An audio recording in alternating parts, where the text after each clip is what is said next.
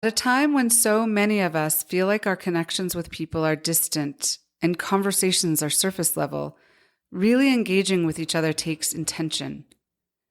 I'm Ashley Gould, the founder of Attend, an elevated, everyday home brand with products that set the table for meaningful spaces and gatherings. Our podcast builds on those spaces through dynamic discussions with open-hearted people, with the goal of sparking conversation around your table.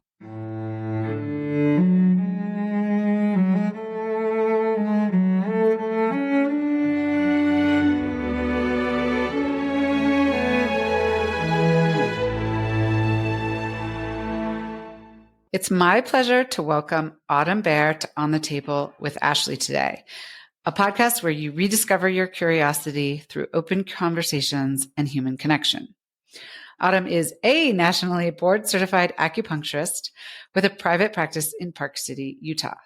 Autumn was trained in classical Chinese medicine by esteemed Taoist master and 88th generation practitioner Jeffery Yuen. She apprenticed with the Commonwealth Herbal Program in Boston, mastering dietary therapy and Western herbal medicine. Autumn also worked towards a Master's of Public Health at the University of Arizona with a specialty in international medicine and maternal and child health, where she continued her focus in the areas of epidemiology, nutrition, environmental health, physiology, and psychology. She is licensed to practice acupuncture by the states of Utah and New York and is board certified diplomat of acupuncture as conferred by the National Certification Commission for Acupuncture and Oriental Medicine. Autumn is also currently a member of the board of the Utah Department of Professional Licensing for Acupuncture. Her Master's of Science in Acupuncture is from the Swedish Institute of Health Sciences in New York City. Autumn also teaches.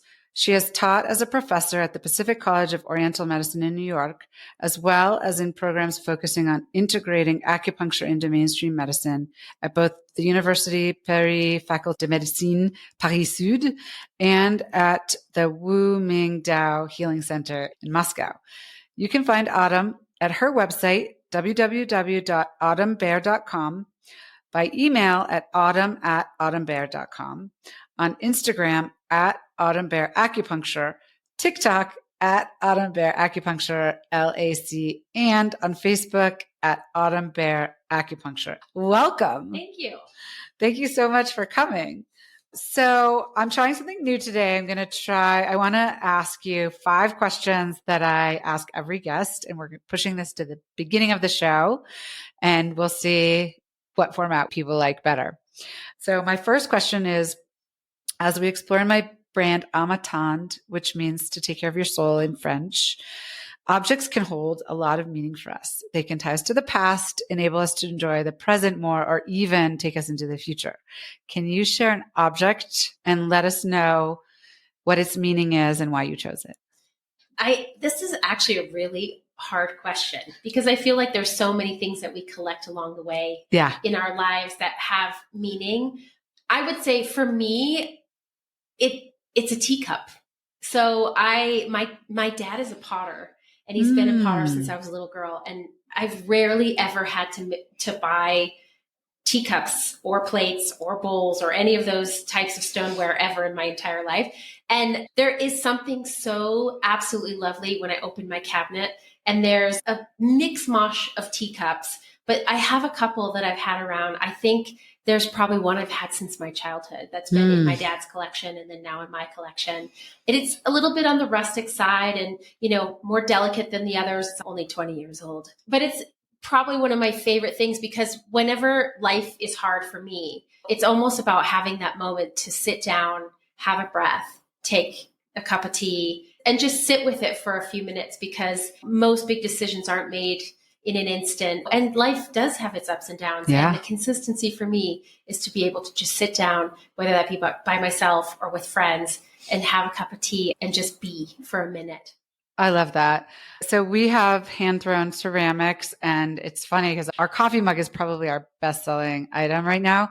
And I think part of it is like you feel kind of the energy of it being hand-thrown and its imperfection And there's just something like magical about that. So we have lots of coffee mugs too. And everybody in my family always reaches for the hand thrown ones. The hand thrown ones are the best. I like the lumpy one. I really like the strange little bits where, maybe there's a bumpy spot or maybe the handle, right? Like I have this one mug that I absolutely love and the handle's big enough I can put my entire hand in it. Yeah. And I just love the way that feels, right? Yeah.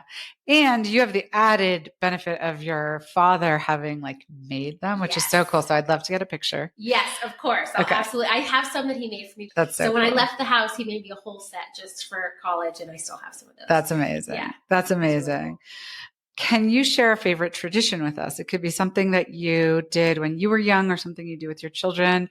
Could revolve around food or a vacation spot or anything at all. We have a new tradition that started this year. My son, who is now 7, but at the time 6, was learning all about different traditions around the world, especially around kind of the Christmas, Hanukkah space and time. And there's this German tradition where they hang a pickle in their tree. I've never heard this. Okay. It's a Christmas pickle. And so my son made a Christmas pickle and it has like a little funky face on it. It's got like the eyeballs that are like going the wrong directions. And I just fell in love with it. And we happened to be in this like funny little Christmas store. And sure enough, they had an entire box of Christmas pickles, little ornaments. And I thought, this is it. I've got to have pickles on my tree. So my children are incredibly happy to have pickles that hang on our tree. And I definitely think that'll be a tradition that will carry on. In spite of some of the other traditions that happen, that one makes everyone giggle. I love that. Are you in a phase in your life where you enjoy entertaining in your home? Why or why not? I love to entertain. I love to cook. I love to have parties. I love having people over. There's just something so connecting about having someone in your house and your space. And so, our place is kind of the drop by place, drop by anytime. And people know this, they bring people over. It's kind of an, hey, you guys home? Yeah, we're home. And then they just come over. I also like to, I don't know, there's just something so refreshing about having a party in the summer. I just found this recipe for a frozen Aperol spritz. Stop it. I know. I can't stop it. So I'm like scouring the internet for those like frosé machines that you could like have in your house. Yeah. I have entertained even getting like a professional grade just because I really, really love the idea of having people pop over for frozen Aperol spritz. I mean, that's it. Just the idea of it. That is like quintessential summer. Yeah, exactly. That's amazing. I love it. Okay. I like to ask that question because my brand is really focused on creating human connection. And I think so much of human connection happens in the home when you invite people that you either know very well or actually not that well.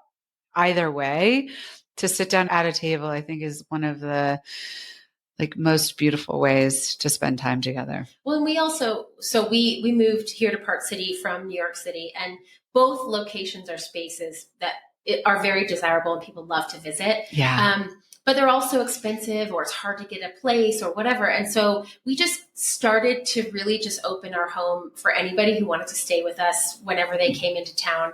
And it did get a little out of control, like at some juncture when our kids were really little and we had babies and dogs and like the whole night. And so we just had that caveat. We're like, listen, if you're A-okay with like Legos on the floor and, but we'll give you a home cooked meal and we will, we'll make you feel comfortable and loved. And, as long as you're not stuck too hard on having like the perfect experience. Right. Yes. Then we're in, right? Yeah. And the truth is I think people love that more than anything else, because they were home, right? Right. Home away from home. That's right. Yeah. I love that. And we have a lot of that too. I do think Park City it's such a destination that people just want to come, which is amazing. Yeah. And it's amazing in every season.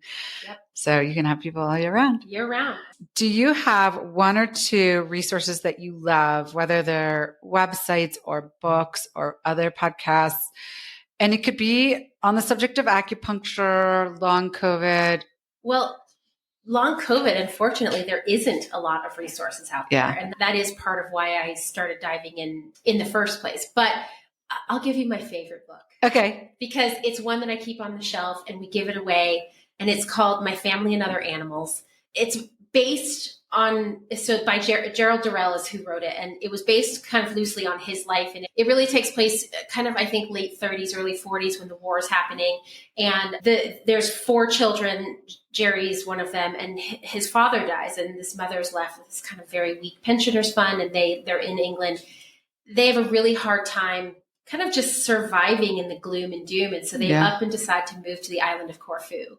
And everything unfolds for them in the most majestic of ways. And the characters are quirky and it makes you laugh. And it's such a pleasant read that it's one of those things that I come back to time and time again, because it reminds me of, it's a book that you can read and it warms you on the inside. Yeah. And, I feel like those are the things that I try to keep and hold dear for whenever, because you never know. Sometimes you're just like, you know what? I'm in the mood for something awesome. So that's the one I keep around. But yeah, I think that one would be probably my go-to. And, I really love documentaries. I really love podcasts. Like I tend to kind of, roam in those areas. But I guess if I was going to do any sort of media, my favorite is called This Is Love.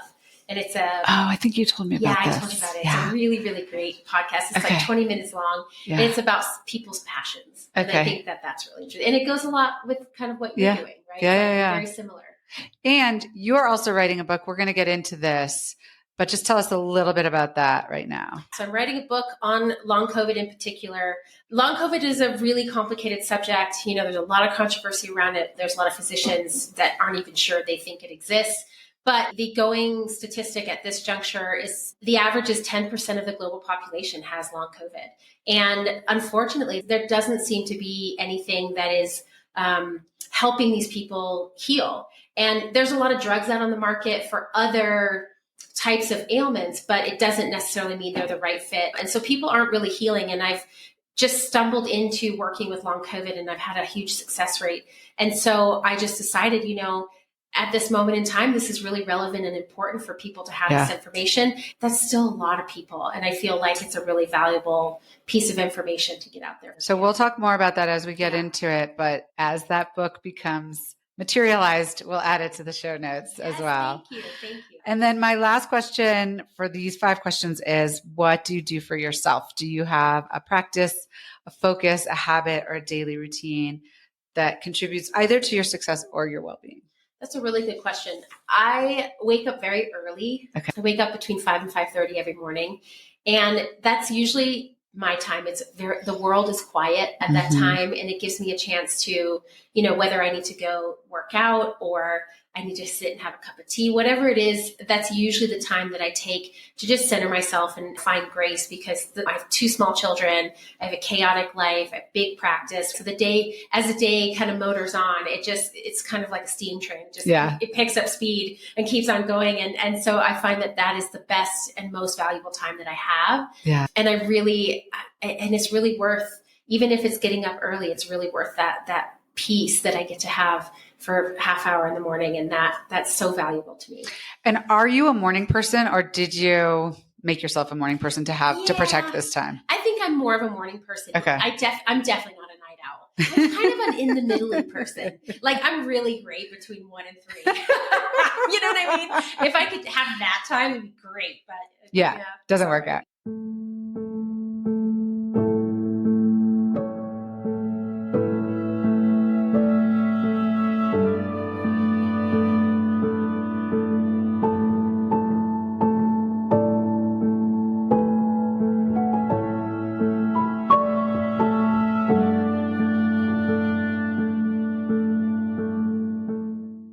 Well, tell us a little bit about where you grew up and what kind of kid you are. I grew up, so I was born in Fort Collins, Colorado, and my parents are artists. My dad was a potter, as I mentioned, but also a musician, and my mom was a jeweler and a weaver. And so, I kind of grew up with this like really fun hippie, vibe. My mom grew her own food and made her own bread, and, it's kind of like that environment. And then we moved to Southern Arizona when I was about 9, and I grew up the rest of my childhood in Tucson, Arizona. I was an athlete as a kid. And I was always really athletic, and I always really loved school. So I was kind of both the academic kid and the sports oriented kid. I was a competitive gymnast. And then after gymnastics, I ended up having a professional dancing career. Oh, wow. And I feel really lucky that I had those sports skills to rely on, because it allows me to push myself, being able to trust myself and what my skills are, and knowing how to read my own body and my own life, whether it's in sports or in career. And I really do think that sports help to teach you that. And so, so I was kind of both a sporty nerdy kid. I was actually the same kid. Yeah. It's kind of funny. Yeah. I was not a gymnast. That's okay. But I liked very into soccer when I was younger. But I am also a big believer that sports really teach you a lot about life in the world and business and how to be on a team and all of these things. So I'm a big fan. And have to work hard and prepare and train. And I think that's life. I mean, I really do. I really think that's life. So true. And then what led you into acupuncture and a study of classical Chinese medicine? I was always really into health. Okay. And so my undergrad was in exercise physiology with an emphasis on high altitude training.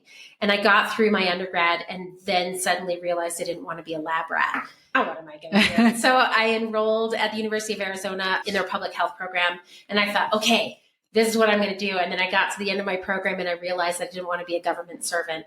And then I was kind of stuck. But at the same time, I had been dancing for fun. And I had this opportunity to dance professionally. So I ended up doing a ton of traveling and dancing, and I got quite sick. And so someone in my family, the dancing, or from being in like third world countries, and so I was kind of like on the road all the time, and we went to places, and I ended up getting quite sick. So someone in my family was like, "You should try acupuncture." And acupuncture had barely been legalized at that point in the United States. I fell in love with it. I absolutely fell in love with it. So I ended up being a patient for 10 years before I ended up diving in as a career. And it wasn't until after I had been hired to live in New York and I was dancing in New York full time. And, I kind of had that realization, when you're a dancer, you have a shelf life. And I didn't really want to pursue much further into running a studio or, whatever. And so I started thinking, what am I going to do now?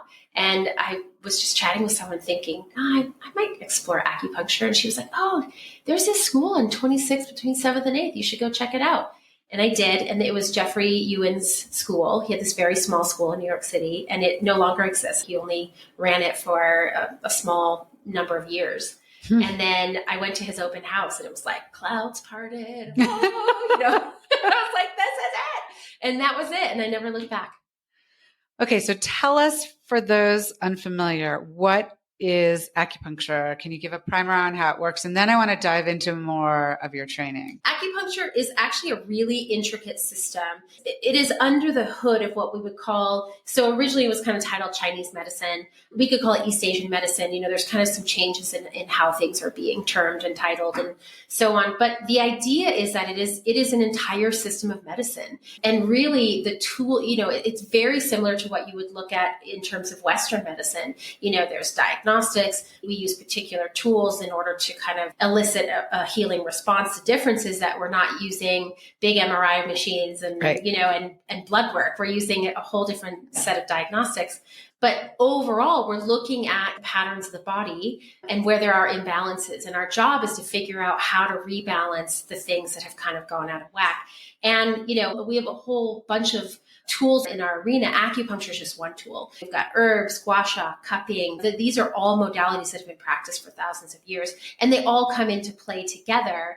But acupuncture in and to itself is really putting small metal objects into an energetic body. It's a closed circuit system. Our bodies are closed circuit systems with huge amounts of energy. And we're basically putting little metal objects into particular points to elicit a healing response. Take us through a bit of the training. So you went to this open house. It just happened to be near where you lived? It was not too far from the studio that I was dancing. Okay. Yeah. So it was close to where you were dancing. Yeah.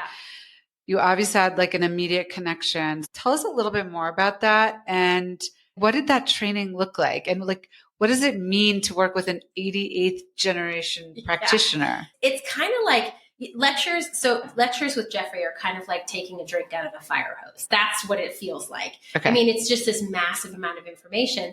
And you have to recognize that this medicine has been around before the written word. So there's been an oral tradition. The Chinese culture it's over 5,000 years old. And the medical tradition has been in development from the beginning of time as far as that culture is concerned. And so we can date back, 88 generations is a tremendous amount of time. It's thousands of years.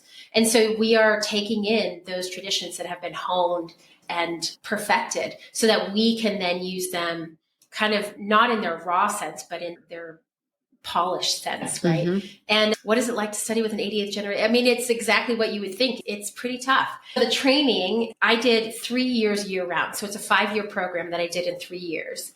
And it's basically the equivalent of a PhD. We had about 4,000 hours of training before we could take our board exams. So we had in-course training, we had internships, very similar to what you would see in a regular medical school. It would just happen to be a little bit of a different format.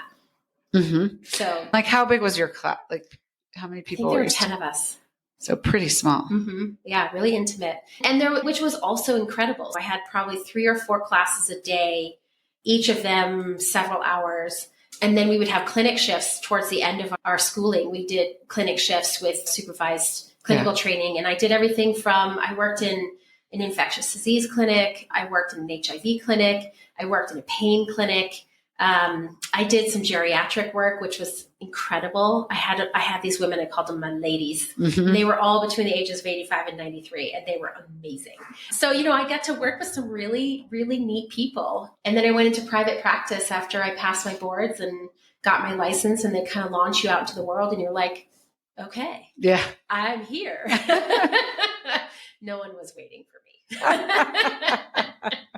Well, that's a whole other subject on like growing your own business. Exactly. So I want to get into some of the different modalities or techniques, but I'm also just so interested in the melding of Eastern and Western medicine. So you were working in these clinics that were focused on Eastern medicine, or were they Western medicine? These were all Western medicine clinics that were bringing in acupuncturists as a secondary modality, just kind of an adjunct, right? So this was in the early stages of when acupuncture was really starting to integrate into the Western, or what we would call the allopathic model.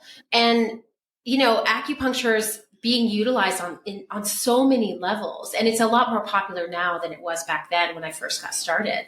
But these were all Western. These were all clinics that were in hospitals or care centers or, particular places where you would have medical clinics. They were all Western clinics.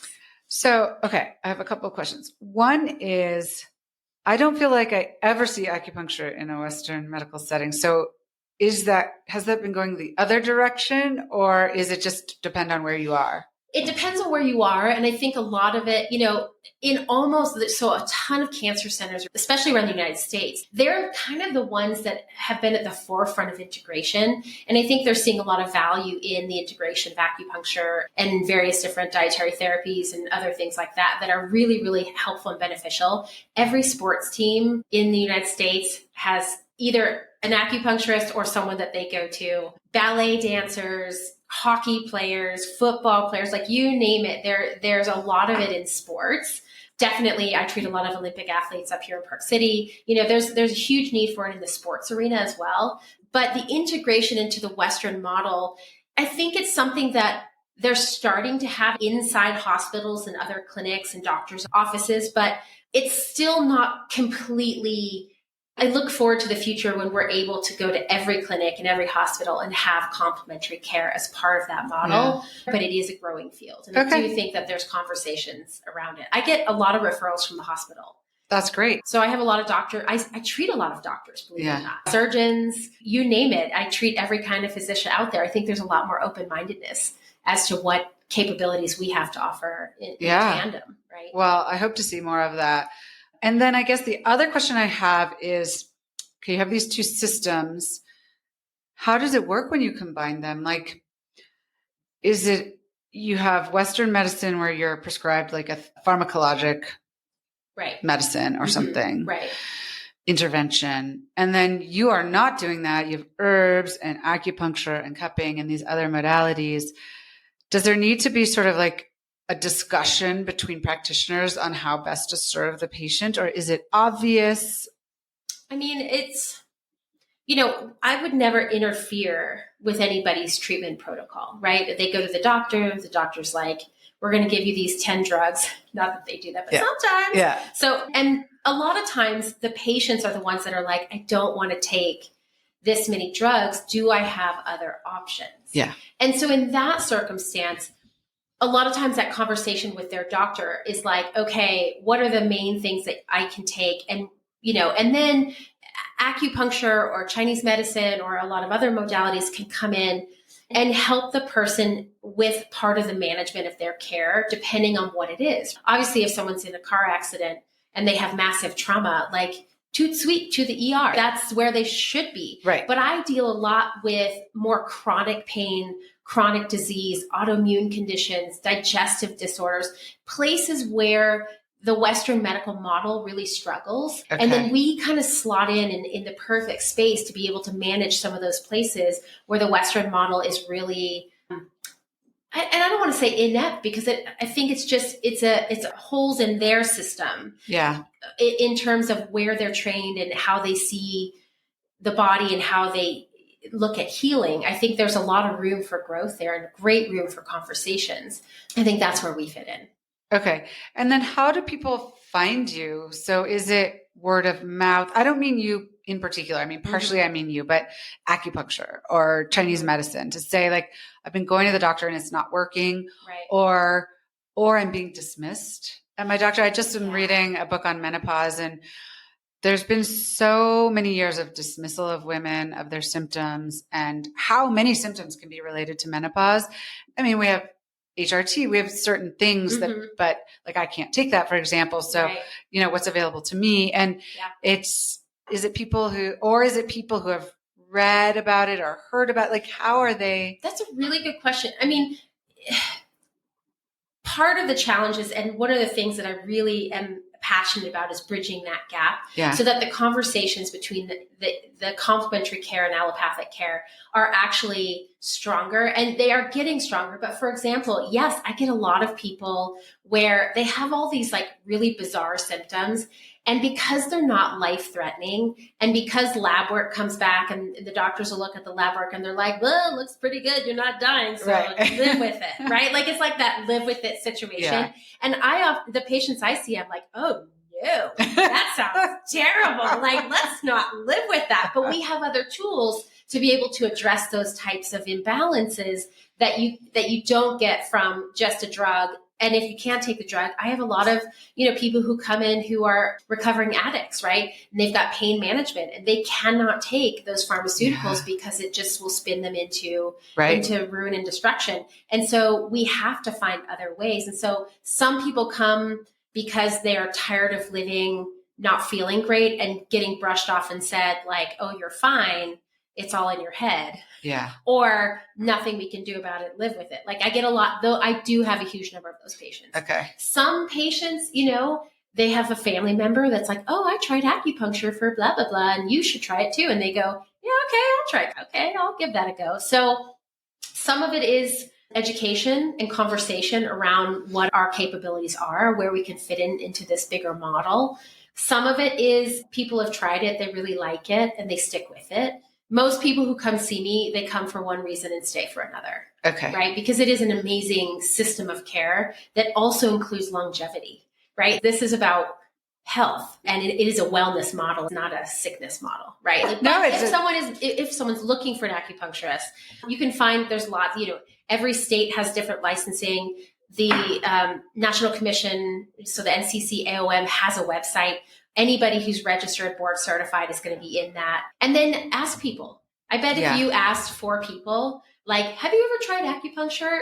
Probably 3 out of 4 of them have tried it. And they'd be like, oh my gosh, I have the best acupuncturist. You should go see someone. So it's actually something that is a huge word of mouth. Okay, that's great. But we'll put that website in the show notes too.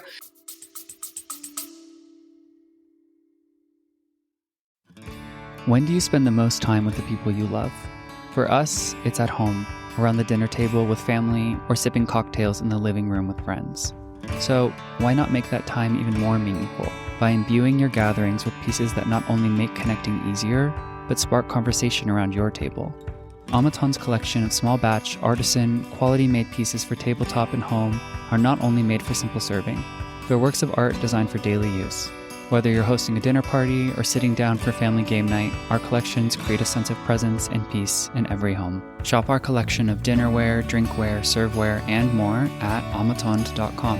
That's AMEATENDRE.com. Gather by design. So I've heard this from people like, oh, I went to an acupuncturist and it didn't work. So can you talk a little bit about, is there like a period of time that you need to commit to a program or a professional to see a difference? I mean, I also take like supplements. I'm like, I don't know if they're doing anything, right? So I think, or is it partially mindset? Like, is that part of it? Like you have to go in believing like it's going to be helpful, or is it, what is it? Or is it the practitioner? I think anybody who's going in to try acupuncture, they should first go in, and it's almost like an interview. You should always interview all of your practitioners. It doesn't matter who it is, acupuncturists, doctors, gynecologists, whoever. You want to know that it's a right fit to begin with, right? So that is the first and foremost. Try several people, see what they're like, see what you like and don't like, especially if this is new. Yeah. I think that's really important. But above and beyond that, I deal a lot with very tough, long-standing cases. Those things don't happen overnight, and they're not going to change overnight. So I do sometimes get people that come in and they're like, so like, how many sessions? Like 2, 3. And I'm like, I do not wave a magic wand. Right, like this is, this takes time. It is slower moving. It does take more time to resolve, especially long standing issues. You have to give it a little bit of time. I usually like to tell people, I want you to dedicate at least 5 to 10 treatments so that you can start to see where the shifts and changes are happening. And then you also can see like what's sticking around, what needs more work, right? Because it's not going to happen overnight. And, my really tough cases, sometimes it can take me a year.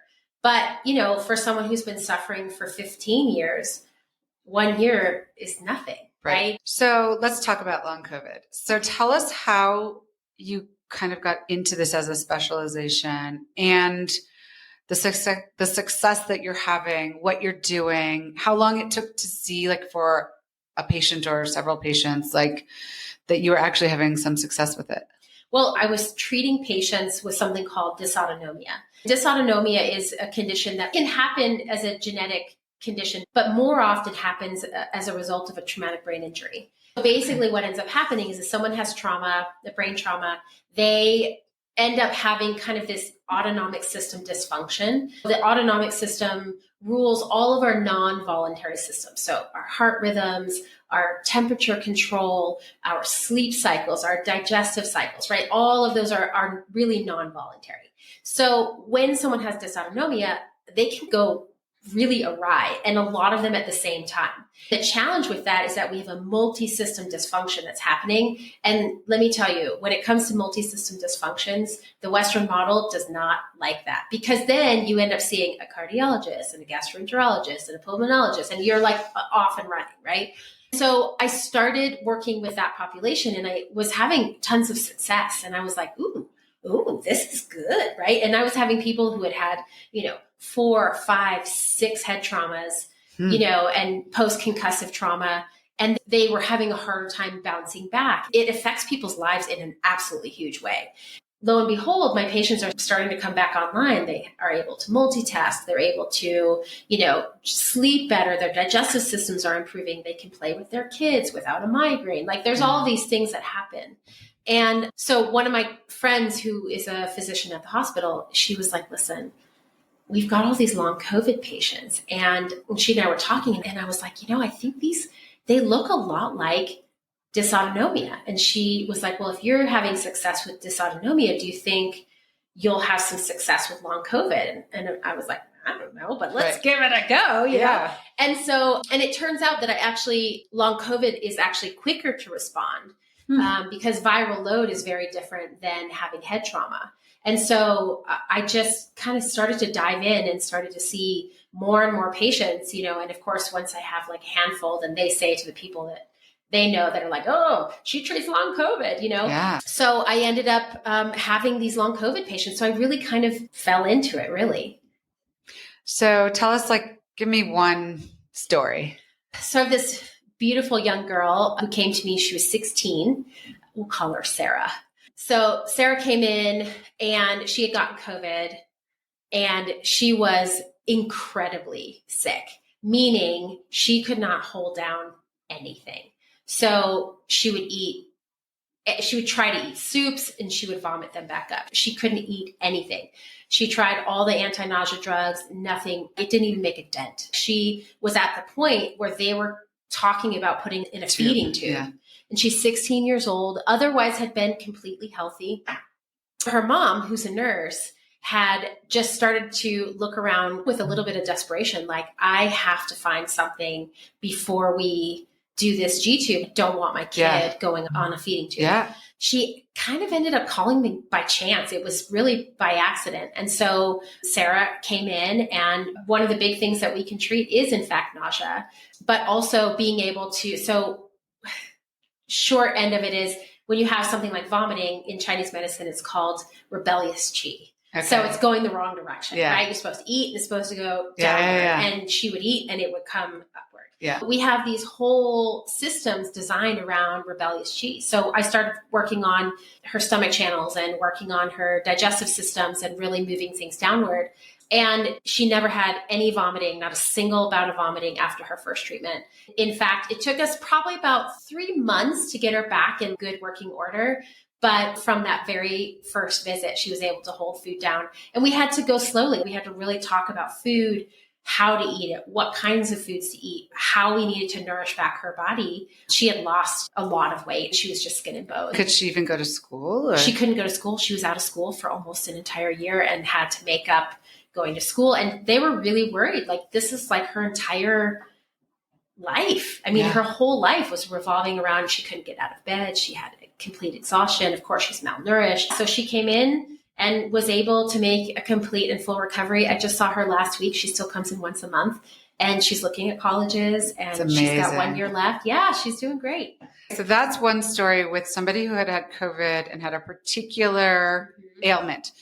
Are you seeing, because people have like fatigue, I mean, they're all different kinds of ailments. So somebody comes in, they have long COVID or they don't know, they had COVID and they're just not right. They may not even call it that. Right.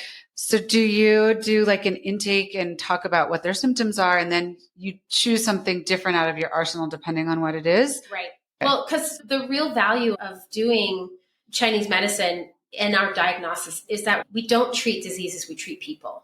And that's a really, really big distinction. And that allows us to really tailor all of our treatments so that we're treating the person as they need it and not as a protocol.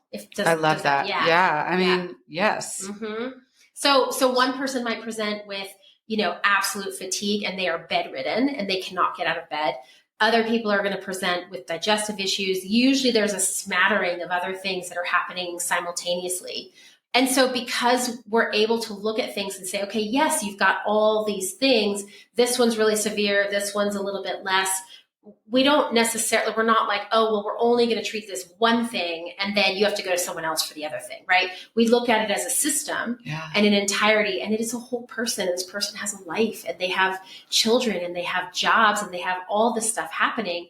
And so figuring out how to make sure that we can manage their care based on their needs is what I think is the most valuable piece of it, because the gradient of long COVID is so wide, right? Like you can get some people who have just like maybe a little bit of fatigue and they're more tired than they used to be, to the person who's like completely bedridden, can't hold food down, can't multitask, brain fog, digestive issues, the whole lot. So what I hear is that your success treating long COVID is actually just Chinese medicine. Yes. It's not like some specific magical protocol. It's everything you've learned that you're bringing to bear. Mm-hmm. No pun intended. Right. Yes. Good one. And it's no different than you treating anybody coming in with presenting with anything. It's just that perhaps it's a framework or a way of thinking. Right. That, okay, send long COVID patients to acupuncturists or Chinese medicine professionals. Well, there is a big difference because there are some aspects of, so I studied Chinese dietary therapy in addition to herbs. picked up a lot of other things nutritionally along the way, whether that's in supplements or other forms.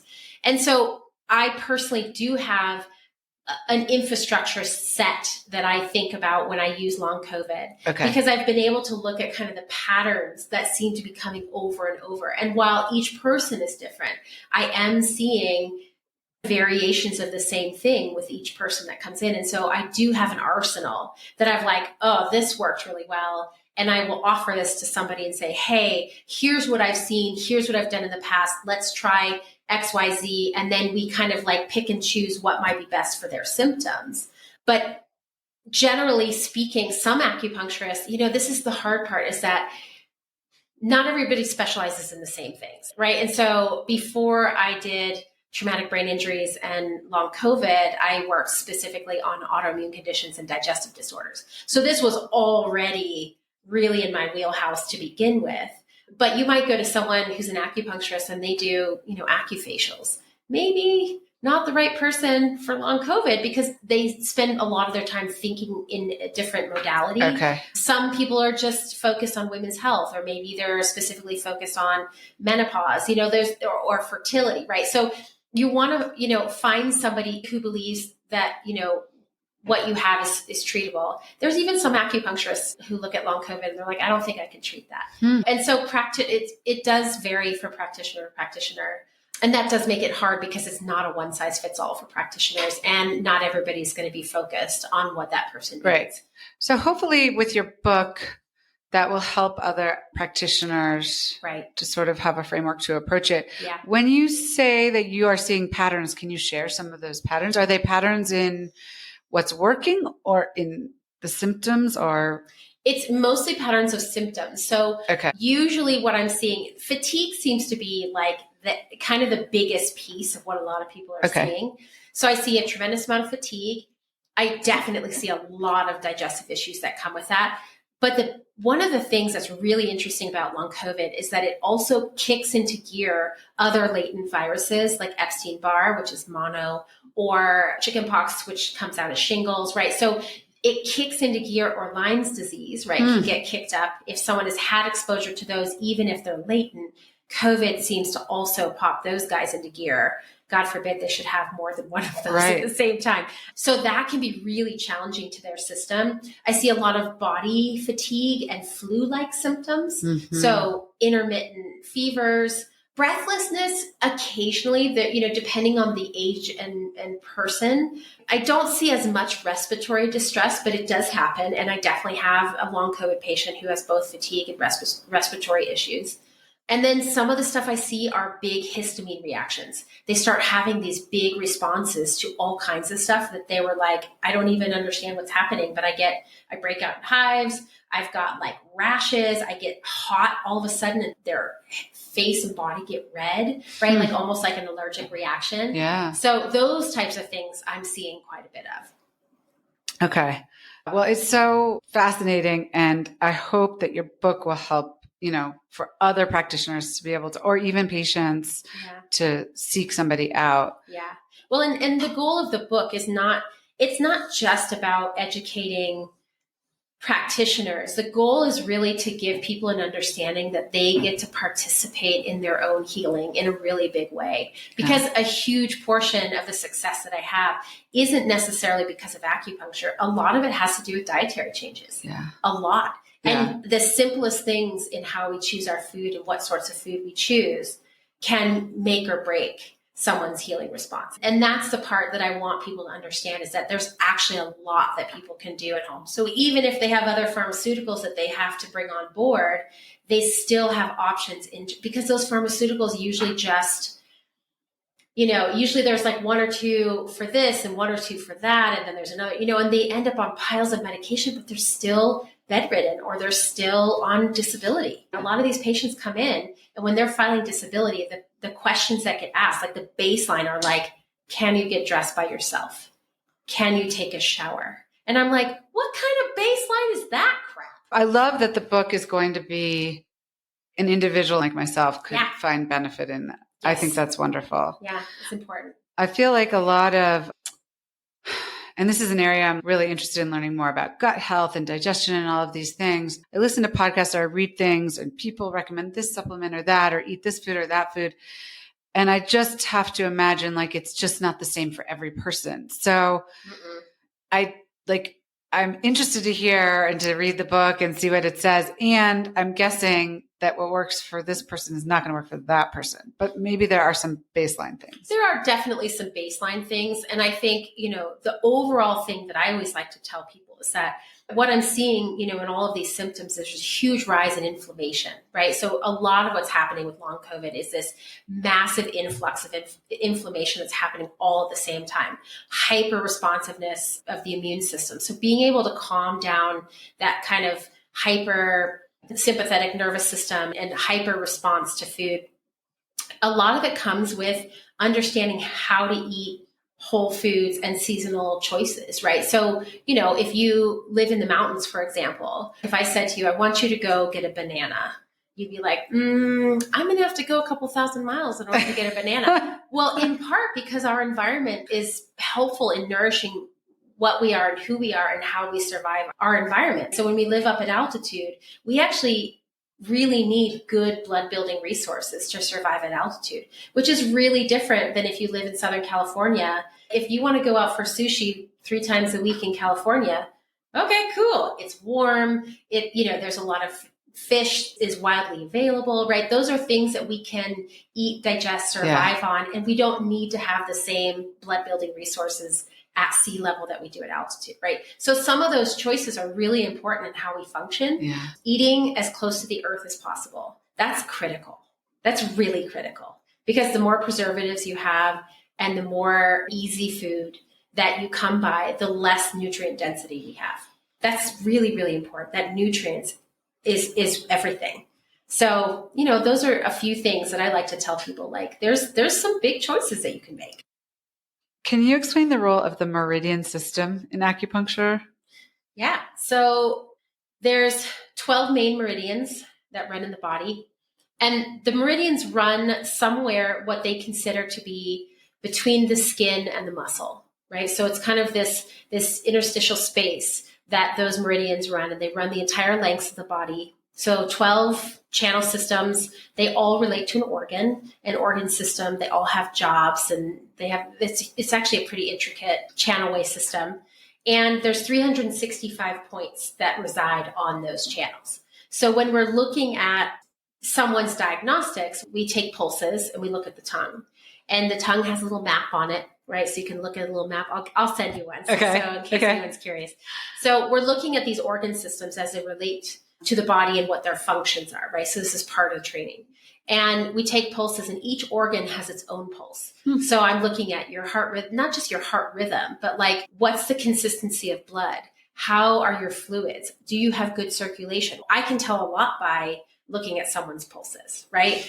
Do we have good energetic support? Are you deficient? Is it excess? Is it like, are you really damp on the inside? Damp is like sticky Louisiana summer on the inside, right? Okay. So figuring out we have these basic 8 parameters that we look at, and those parameters help us decide, okay, for this person, I really need to treat the heart channel, the pericardium channel.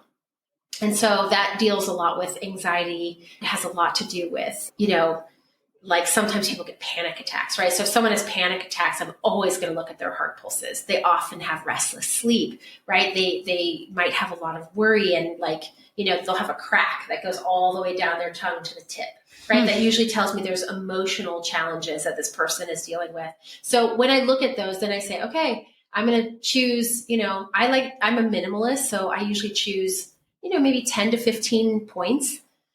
And then I will needle those particular points on the channel systems so that they relate to the job that I'm asking the body to do.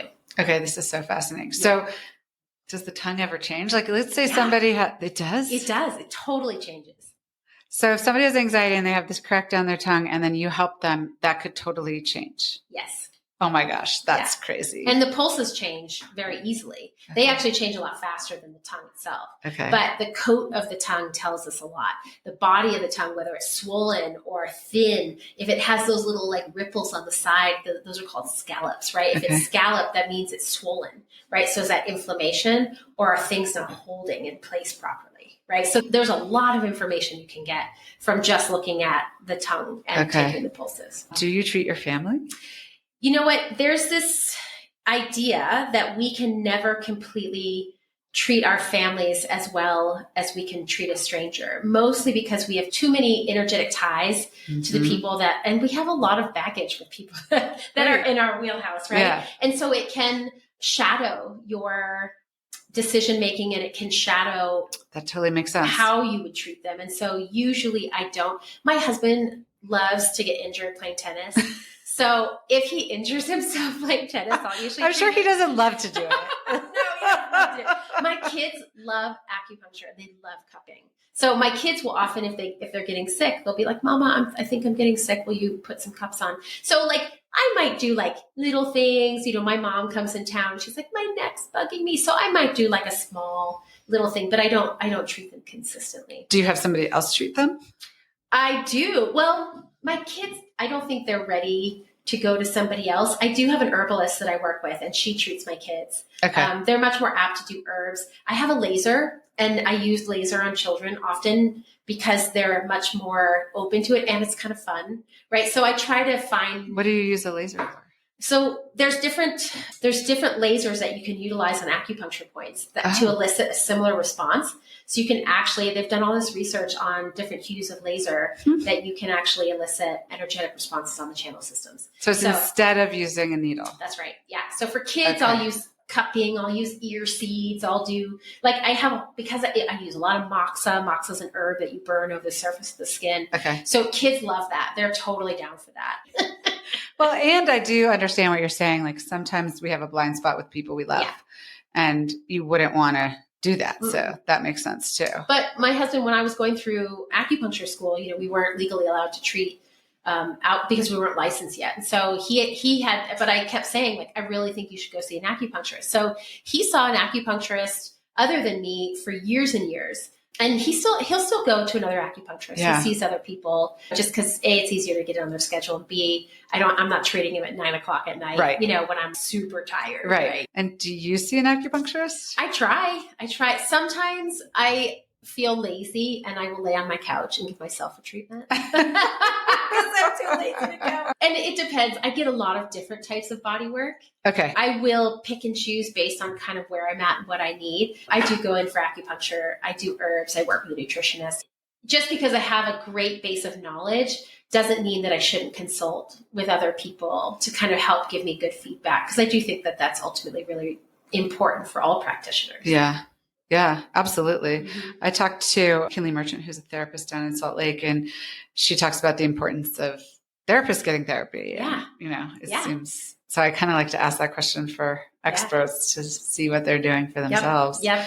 I love body work. It's one of my faves.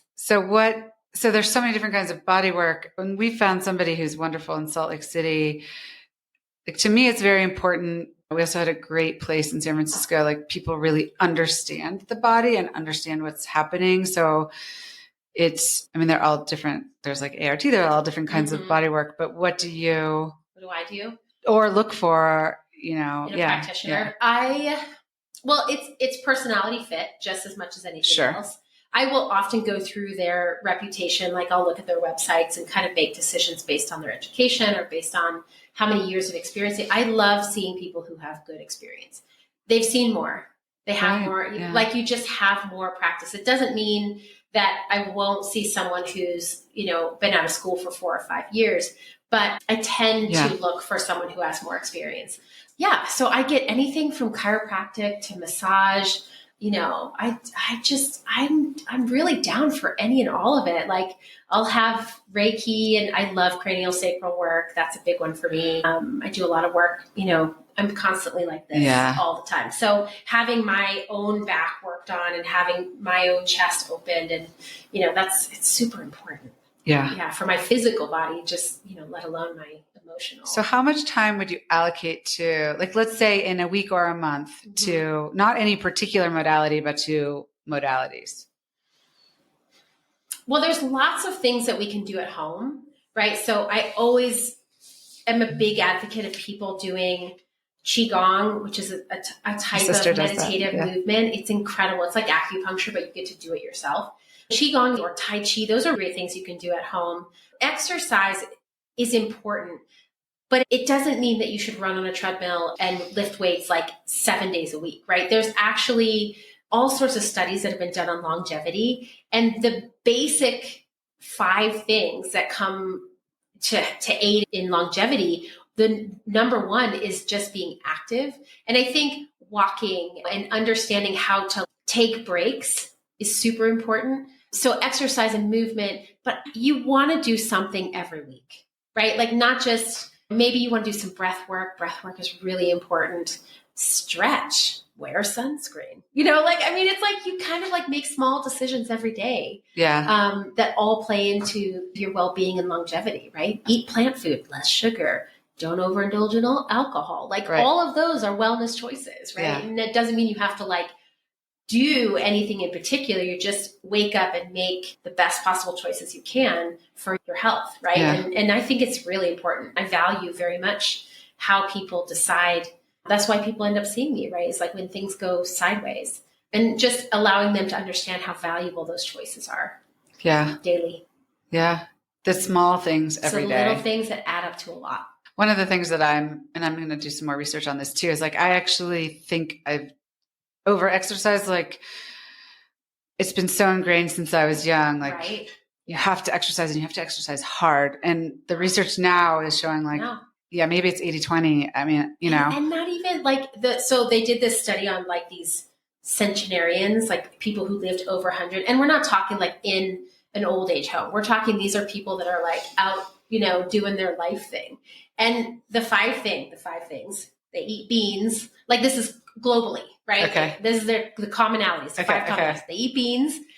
They are active. So they garden, they go up and down the steps, they walk to the farmer's market, like that kind of stuff. Like, just generally stay active, right? So they drink very small amounts of alcohol. They still have alcohol, but a little bit. Like a little tiny bit, right? They have very big social networks. Like, that's actually, they think that having social networks is even more important than half of the choices that you make on a daily basis. That's kind of a big deal. It's a big deal. Right? It's a very big deal. Yeah. And like, tying it back to my brand Amaton, it's so why I'm focused on human connection, because I feel like we've lost that ability through COVID, and then just all of the polarization on so many issues. Yeah. So that's a huge one. It's a huge one. How do you connect? How do you sit next to someone? I feel like we've lost a lot of that because we're so into our devices. If you and I sat next to each other on the train, can you sit there and have a good conversation with the person next to you? Can you connect with the people that are your neighbors, or the people you play pickleball with, or whatever? That social connection is like almost number one. And what's the last one? What was the last one? Beans, a small amount of alcohol, activity, social engagement. Oh, what was the last one? It's going to come to me. Okay, tell me later. Are there any emerging trends in integrative medicine that you're excited about, or you find promising? Are there trends that I find promising? This is super tough because I practice a 5,000-year-old medicine. So anything under a couple hundred years makes me wary. I love this. Yeah. So that's a good question. I get asked questions all the time, like about, I don't know, ... light therapy, or, how good are soaks, or, should I practice yoga, hot yoga? The answer is no. And hot yoga is terrible. Really? Can I say that? Am I allowed to say it? Say whatever you want. It depletes your fluids. So main resources in the body, chi, blood, and fluids. If you deplete those fluids, it just causes a mountain of challenges. And people don't hydrate. So they're not. Okay. They try, but they're, people love to do these extreme things. They want to sit in an ice bath, and they want to like turn up the yoga thing to like 105 degrees. It sounds like torture to me. Like, why? But it's always these extremes, right? It's like there's such big swings in the health field.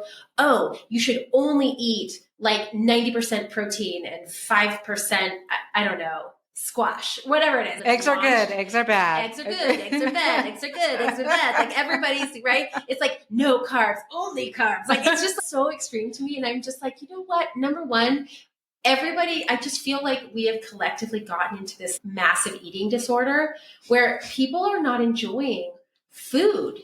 And by food, I mean, not food like substances, not, not processed, processed foods. I'm talking about food where you sit down, you prepare a meal, you have people over for dinner, right? There's something so beautiful about participating in the food that you've made or someone else has made and the enjoyment of it. Totally. I think exercise, we should enjoy it. Do something that you like. Yeah. If you like to walk. These trends make me crazy. They make us all crazy. They make everybody crazy. So like wake up, be active, make choices that are good for you. Like, do not smoke 2 packs of cigarettes a day. I feel like that's kind of an obvious one, but I'm going to say it anyway. Yeah. Right? Like, it's like, maybe you want to have a cocktail, have a cocktail instead of 4 cocktails, right? So it's like the little bits of moderation that we get to make choices on and enjoy it. I think food should be a pleasure, not a tool or something we control all the time. Yeah, no, I agree. And it's interesting because I spent a year studying in France and I really found that people took time, enjoyed meals in a way that we have trouble with. We struggle so much. I mean, there's just this perpetual need to like exercise heavily, control our food. And then if we're not like the perfect image and paragon of health, then we're doing something wrong, right? Like there's no room, like people, I feel like we're not leaving a lot of room for like the pleasure of eating, the pleasure of having walks and exercising and doing things that speak to our heart. Yeah. And then there's so much judgment, like, I only eat this, ... and it's like, well, okay, cool. Great. And maybe we need to do that for medicinal purposes. And we often do. Right. And so I don't want to trash talk, making food choices, but whenever I ask people in my clinic, I always say like, tell me about what you eat. And they say, well, I eat relatively healthy. And I'm like, what does that mean? Exactly. What does that mean? I think healthy is really about the pleasure of this existence and how we make choices on a daily basis that allow us to both participate in life in a big way and to keep these little vessels as sturdy as possible because they have to take us all the way through. Yeah. Right. And, and so some juncture between the two. Right? Yeah. I love that. Yeah.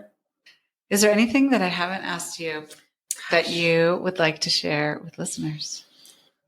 Give grace. Right? Like allow for people to make mistakes and allow yourself to make mistakes and not, I see so many people on a regular basis and we have so much judgment about good and bad in the health world. And I really would like to take those away and just say to people like, give yourself and other people around you a little bit of grace and allow for people to make mistakes and then allow them to fix it. And that goes the same for everybody, for yourself included. For yourself included. Mm-hmm. If you made a mistake, that's okay. Yeah. Right? Like we all do. I mean, how many of us have, like you looked at those Oreos and you're like, yeah, probably having the whole thing.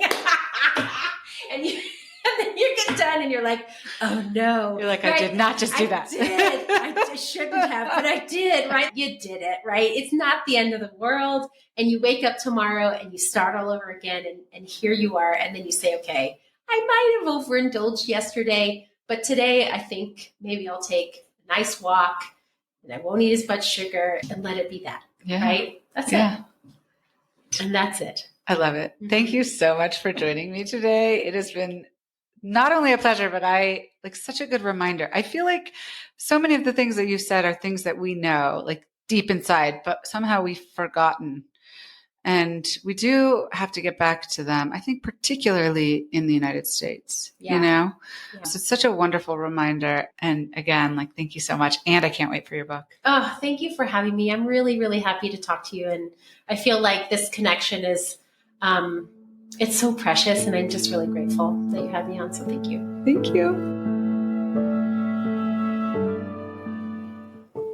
If you enjoyed the show, please rate, review, and subscribe wherever you're listening. It helps us reach more people who just might need these conversations. If you have ideas for future guests or have feedback, you can reach out to us by visiting onthetablewithashley.com, linked in the show notes. On the Table with Ashley is presented by our elevated everyday home brand, Amatand, which you can find at amatand.com. That's AMEATENDRE.com. You can follow us on Instagram and TikTok at Amatand.